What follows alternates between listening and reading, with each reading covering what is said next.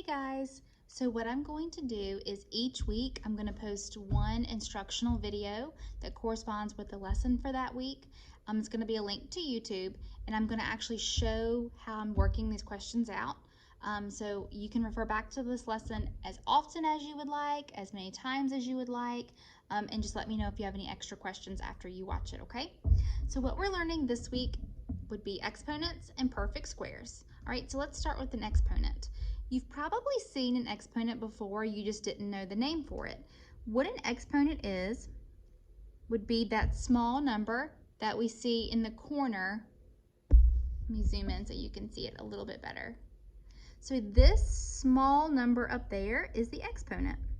Now what the exponent does is it tells us how many times to multiply the base by itself. So the base is the big number. So the exponent here, which is 3, tells me that I'm going to take my base, which is 2, and I'm going to multiply it by itself 3 times. So 2 times 2 times 2. Now you might be quick to say, oh, 2 times 3 is 6. The answer is 6. No, no, no. It's 2 times 2 times 2, which is actually not 6 at all. So let's chunk this up. 2 times 2, which we know is 4. And 4 times 2 is 8. So 2 to the power of 3 is 8. Let me zoom back out.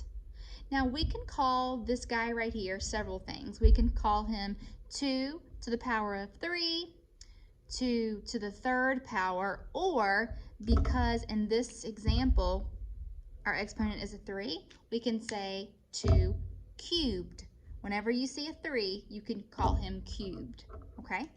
So let's try another one. Let's do 4 to the power of 2. All right, so in this case, my exponent is a 2,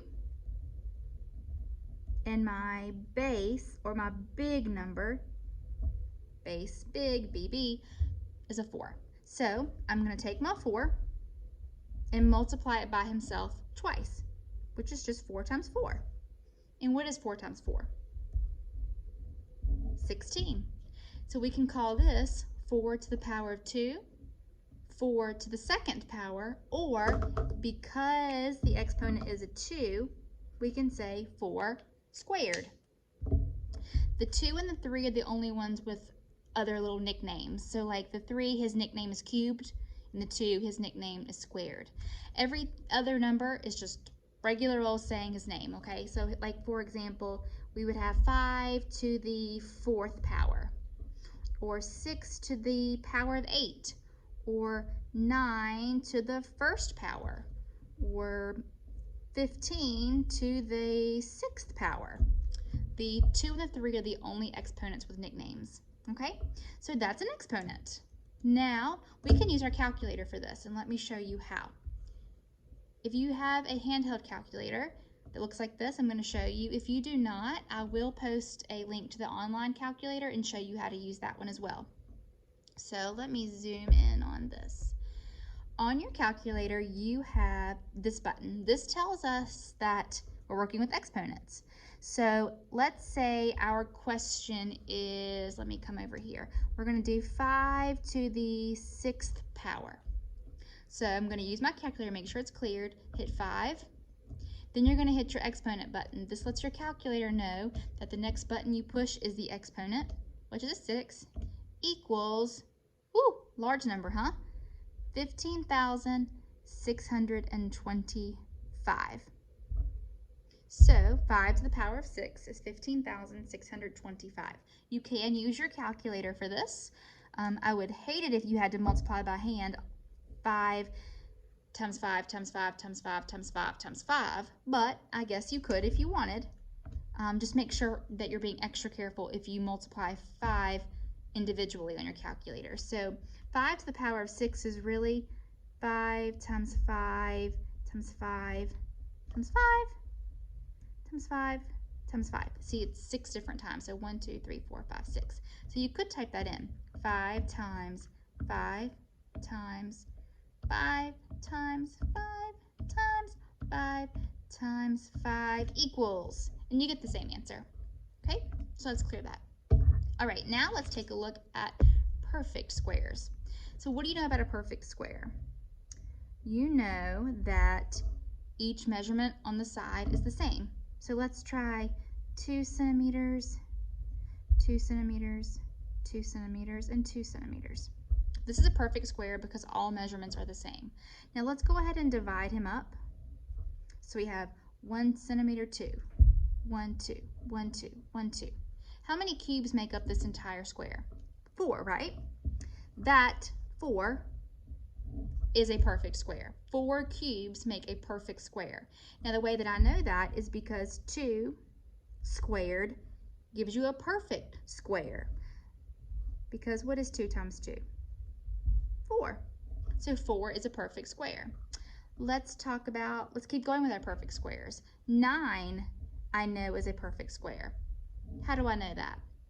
Because I know that 3 times itself, or 3 squared, is 9, which means that 9 cubes make up a perfect square. See? 3, 3, 3, and 3. 9 is a perfect square. 16 is a perfect square. How do I know that? Because I know that 4 squared is 16. 25 is a perfect square because I know that 5 squared is 25. What's our next perfect square? You might be thinking 36, and you would be correct because 6 squared is 36. Now using these numbers, we can actually work backwards. So let's take a look at these perfect squares. Let's do 9. The perfect square 9. Let's work backwards. If I wanted you to work backwards, I would ask you to find the square root, that's what that symbol is, the square root of 9. So if I was asking for that, that's how I would write it out. Okay, so the square root of 9. So you would ask yourself, what number times itself gives me 9? And hopefully you can come up with 3. Now you can use your calculator. Let me zoom in to show you. I will also show you how to use the online one, so don't worry about that. So if I was looking for the square root of 9, I would hit 9 and then my square root button, which is this one right here. And the answer pops right up, 3. Let's try another. Let's work with the perfect square. Let's do 36. So if I asked you for the square root of 36, what number times itself gives me 36? Hopefully you're thinking of 6, because 6 times itself, or 6 times 6, is 36. Let's use our calculator to prove it. Let's do 36, hit your square root button, bam, 6. So the square root allows us to work backwards from a perfect square. So after you've watched this video, you can go back, watch it again. If you have any additional questions, just let me know.